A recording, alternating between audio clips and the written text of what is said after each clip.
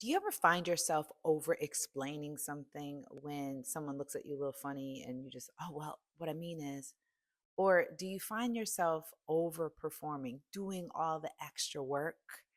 You know when it happens because you literally can feel it inside yourself, or trying to fit what someone's trying to say to, and you little yourself down. Is that you? You know what? I know that we've all done something like this, but my question to you is, who are you when you're not on? Like, on. This is for my high achieving corporate woman who really needs to understand that you can fool some of the people some of the time, and you can even fool yourself a little bit of the time. But guess who you aren't fooling? Your nervous system. And your nervous system will clap back. So dial into this video because I'm talking to you. Okay. And we've got to work on this. I've got some strategies that will help. I'll see you on the inside.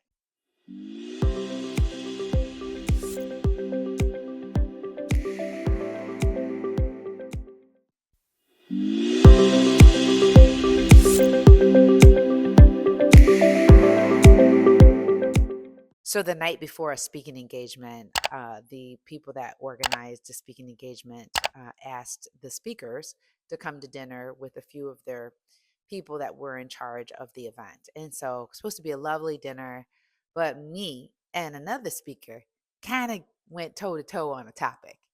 And instead of pausing and assessing and doing the things that I was going to talk about the next day that we should do when arguments or when conversations turn into arguments, I did exactly what you shouldn't do. Yeah, that's what I did. And that night, when I went to bed, I couldn't get that conversation out of my head. I mean, I went backwards, forwards. Why'd you say that? Oh, and then I would let it go.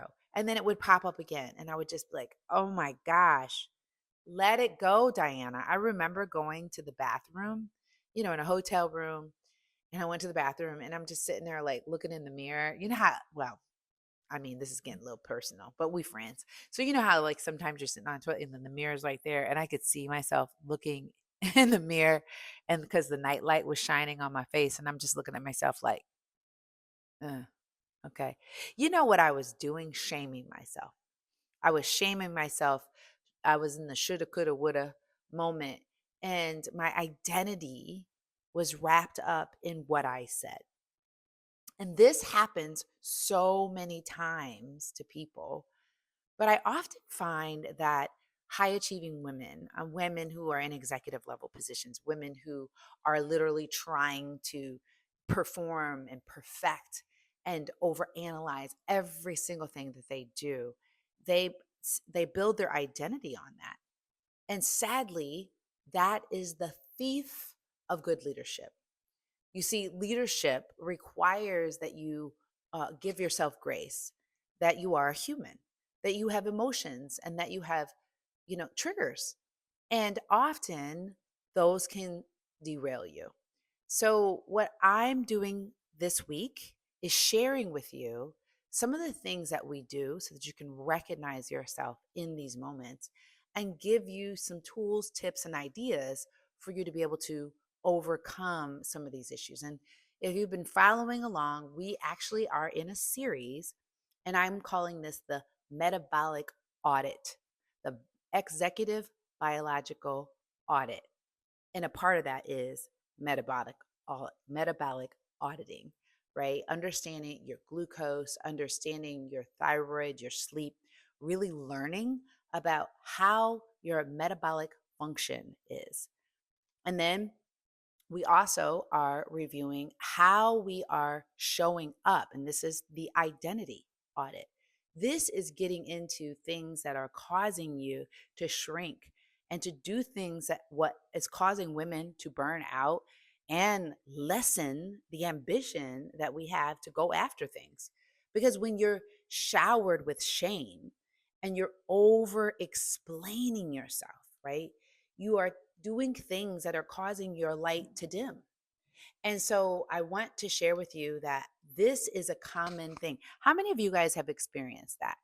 I mean, this is something that happens so much. And so, what I want to do right now is I want to share some of the narratives that I tend to hear a lot when I go to women's conferences.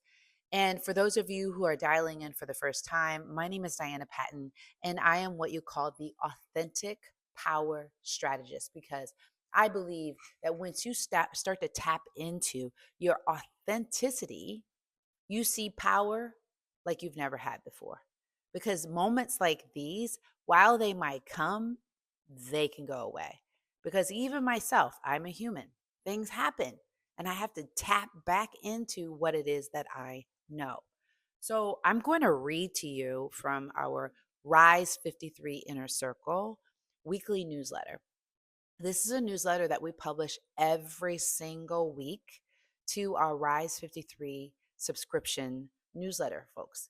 They pay for this subscription because we give these amazing newsletters and coachings for women who are typically about 42, 45 and up, who are in these high achieving executive level roles. And then every single Friday, we meet to talk about them. Why? Because we need community, number one. And number two, we need to consistently work on these things that are along what we call our path to power, purpose, and connection. So let me read to you a little bit of the um, what we talk about in the Rise 53, and I'm going to read to you the newsletter that we shared with our subscription holders. It says, "Leadership is more about who you are when no one is watching." Mm. And who you become under pressure than it is about skill, strategy, or influence. Let me repeat. Leadership is more about who you are when no one is watching and who you become under pressure than it is your skills, your strategy, or your influence. Tell me, do you agree or disagree? Do you agree or disagree with that? Right? See, the thing is, disagreements are welcome. You could probably say, Diana, I don't care what you say. It's all about my skill level. Peace. Cool. I understand that. But how do you explain this, right? Many executive women live under three of these areas, and some of them all at once. Okay. Number one, code switching, right? Changing who you are to fit the room. And a lot of you will argue, and I will hear this predominantly from women of color, Black women, that if I'm going to show up as myself, they're not going to like it. hmm And I know that has likely been the case in the past, but this has been something that we're choosing to do. We're choosing to do this. Okay. Second, over performance, giving more than what's required to feel enough. I've noticed a phenomenon. A lot of people will walk, I'm just so busy. I'm so busy. I got so many things going on. And it's almost like this badge of I'm important, I'm an executive, and I'm busy. And so you overperform.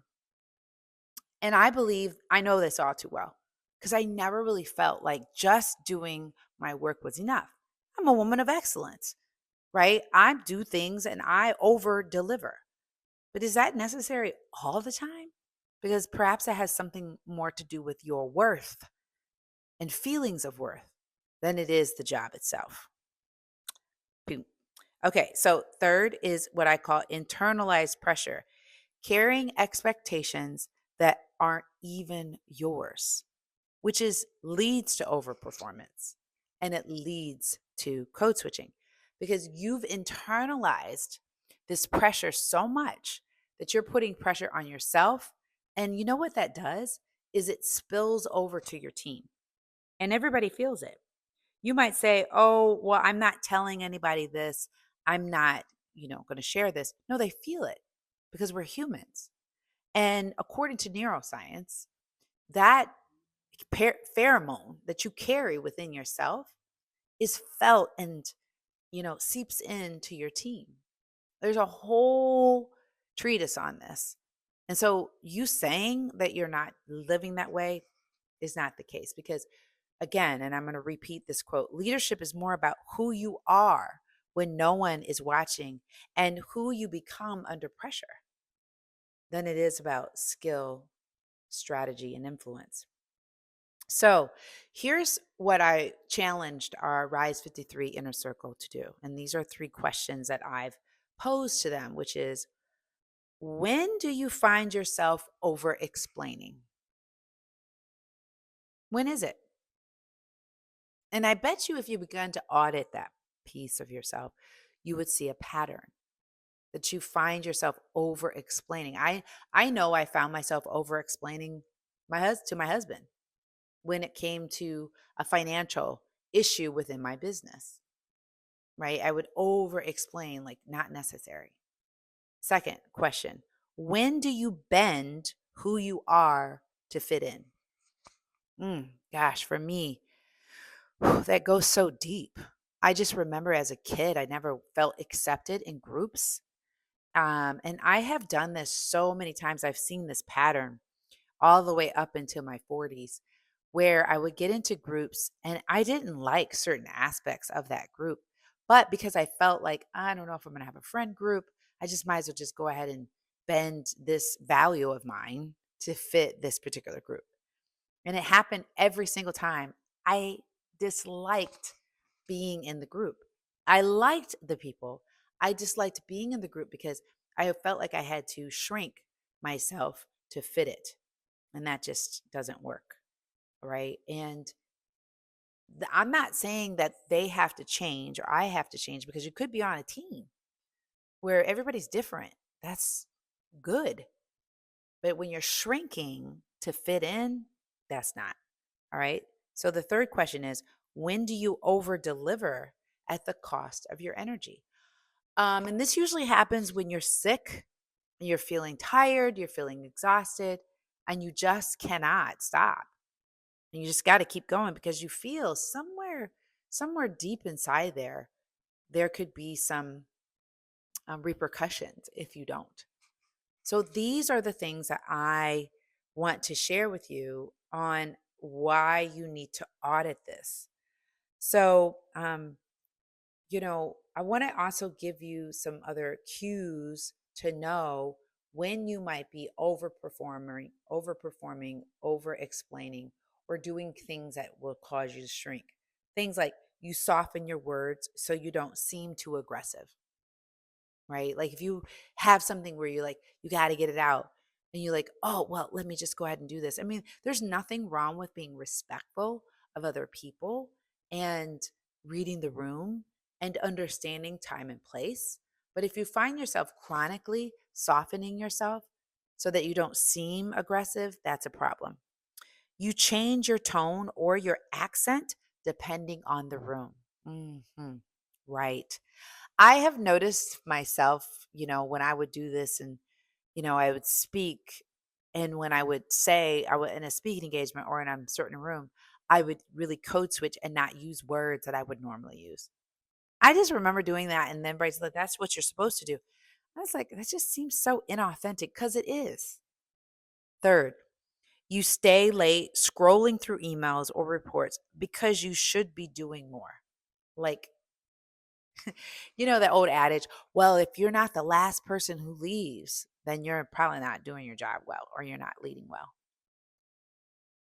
My friends, the reason why you can fool other people and yourself sometimes is because you can fake it. But we are all about authenticity. And what's not budging is your nervous system. And I know I talk about nervous system a lot. And I know some of y'all like, she's constantly talking about her nervous system. Why? Because we don't ever talk about it. So I need to keep talking about it and talking about it, so you start paying attention to why your nervous system is more of an indication of your leadership than anything else. This is the reason why people can't public speak. This is the reason why people shrink in rooms. This is the reason why people don't dance in front of other people. I mean, like, who has the definition of dancing? Just even moving in front of people, just even like doing something different in front of people. This is why you don't do that, is because your nervous system is not relaxed. And it's probably because you've caught yourself so many times overperforming, over explaining, code switching, impostoring, and all the things. And you've likely unconsciously identified yourself with that. And so here's the thing we have to begin to do is not identify with those factors. So I'm going to give you some steps. Promise me that you will do them, okay? Because here are the exercises that we are actually doing within our community. Again, there's no pill that you can take for this. This is something that you have to work on. And this is a part of our path to power, purpose, and connection because once you become aware of something, you can't unsee it. Then you have a choice, right? You can practice to get better at it, or you can stay status quo. It's up to you. But if you're here in this video, it means, and you've been following the authentic power strategies, that means you want to change. Okay, sis. So get your pen out or get your notes in your phone and check this out. First, for one day, track moments you feel, I have to do this perfectly, or I can't show that part of myself for one day.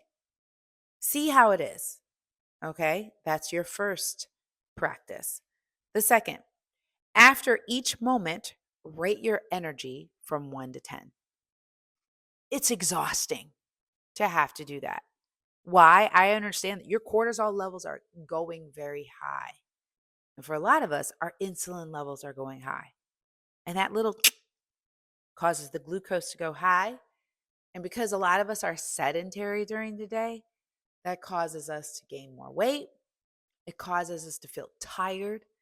It causes us to feel overwhelmed and anxious. So, energy is something I want you to track. The third, at the end of the day, review patterns. Which environments, people, or task drain you the most? And the truth is that we have to know this, right? Overperformance feels like control, but it costs you clarity, your stamina, and your real leadership presence. And because we're all about the real, we want you to lead in a way where you're not feeling like you're constantly hustling. You gotta work like 14, 16-hour days to be successful.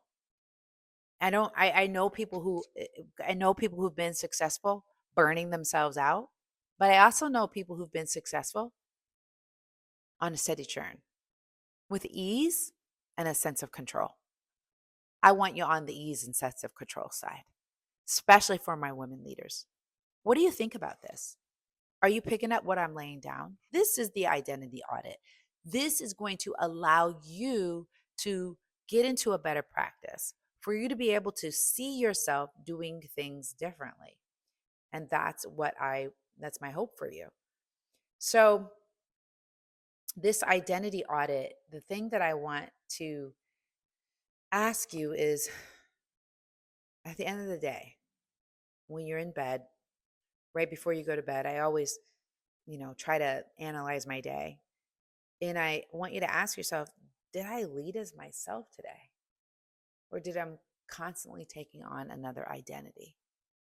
This is where you want to anchor your leadership. Sound good? I would love for you. Who's going to do this? I hope that you will report back to let me know where you are. Share in our community. If you are not a part of our Rise 53 community and you want to be a part of our community, just reply to this video or put a comment. I would say subscribe first to our social media platform on LinkedIn and YouTube so that you can be made aware of when we come out with these videos every single Wednesday. But I also want you to take it a step further and join our Rise 53 community. If this is something that you will love to do, this is a paid subscription and we open it up to people to join us throughout the year. But I say first, if it says, oh, get on the wait list, get on the wait list. And I will be certain to respond to you and connect with you. If you say, I'm ready to go deep, I'm ready to dive deep with you, then this is where you want to get within our Rise Advocates Academy. It's our flagship 12-week program where we go deep. We go deep into all these things. So I would love to hear from you. I would love to stay connected with you a little bit more intimately, know how I can support you in your work, and keep you rising at the level of your understanding your biology. This is the Executive Biological Audit. We now have completed 3 of the areas of the audit, and then we're going to get into what I call executive performance system, the executive performance system. So let me know what you think. I would love to hear from you. Let me know if there are some, you know, topics that you would want us to focus on. All right, thank you so much, and I look forward to connecting with you, and I'll see you in the next video.